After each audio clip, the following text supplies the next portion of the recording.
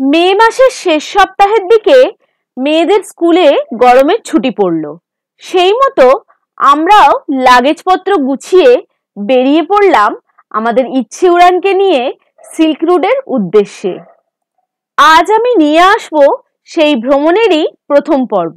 বাড়ির প্রিয়জনদের বিদায় জানিয়ে আমরা বেরিয়ে পড়লাম।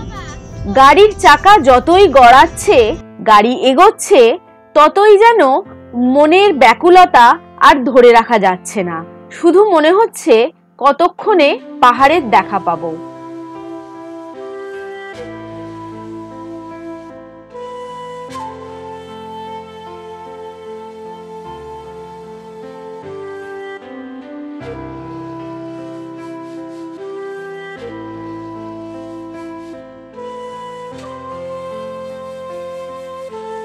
কলকাতা পেরিয়ে গাড়ি তখন কল্যাণী হাইওয়ের ওপর। রাস্তার ধারে একটা দোকান থেকে আমরা বিরিয়ানি কিনে সেদিনের দুপুরের মধ্যাহ্নভোজটা সেরে ফেললাম।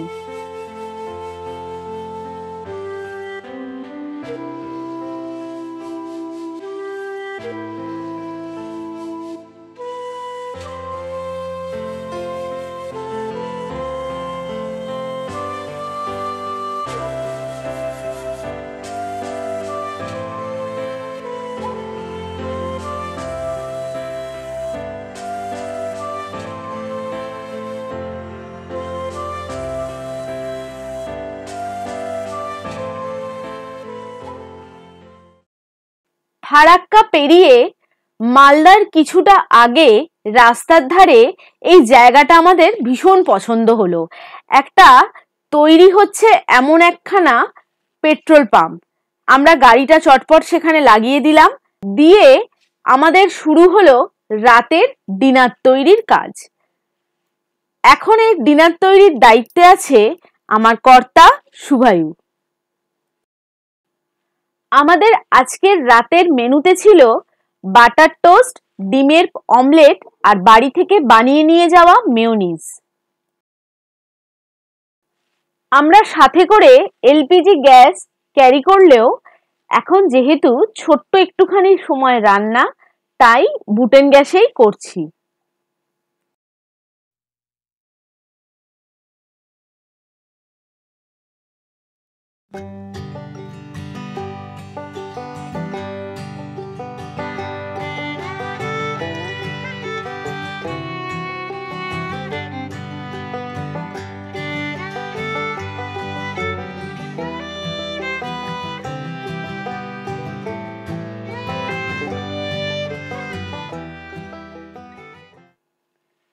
এরপর এখান থেকে গাড়ি ছুটিয়ে আমরা খানিকটা এগিয়ে রায়গঞ্জের কাছে একটা পেট্রোল পাম্পে রাত্রির 12টা নাগাদ ঢুকলাম। সেখানে আমরা ঘন্টা চারেক গাড়ির মধ্যেই বিশ্রাম নিলাম। আমরা তখন সবাই ভোরের নিদ্রামগ্ন। কর্তামশাই গাড়ি থেকে নেমে এই সুন্দর ফুলের ভিডিওটা করলো। দেখুন, গাছে গাছে যেন আগুন লেগেছে। ছোটবেলা থেকেই পাহাড়কে বৃষ্টি স্নাত দেখতে বড়ই ভালো লাগে, তাই এবারেও কিন্তু পাহাড় বিমুখ হলো না। যেদিনই বেরিয়েছি কলকাতায় তখন চরম গরম, কিন্তু নর্থ বেঙ্গলে পা রাখতেই প্রবল বৃষ্টিকে সঙ্গে নিয়ে চললাম। বৃষ্টি ভেজা ভোরের রাস্তায় গাড়ি ছুটলো।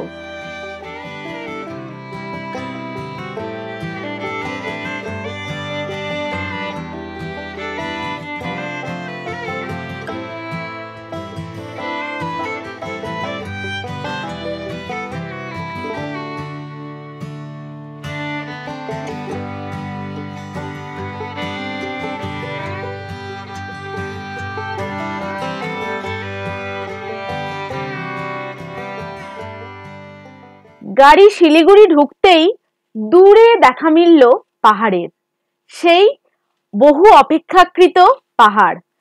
আমরা ধর্মর করে উঠে বসলাম দেখার জন্য পাহাড়কে।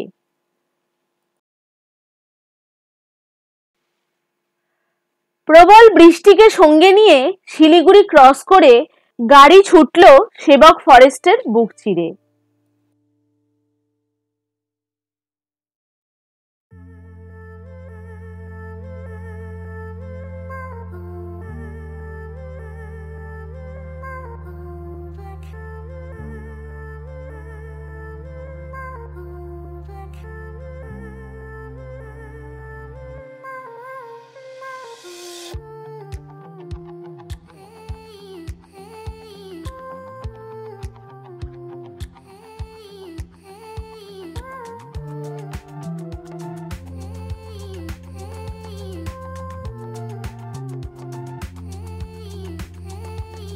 ভিডিওটি কেমন লাগলো জানাতে ভুলবেন না।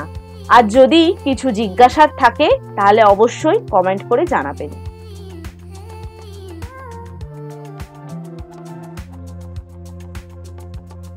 এর পরের পর্বে থাকবে বাগড়াকোটের নতুন লুপ ব্রিজের ভিডিও।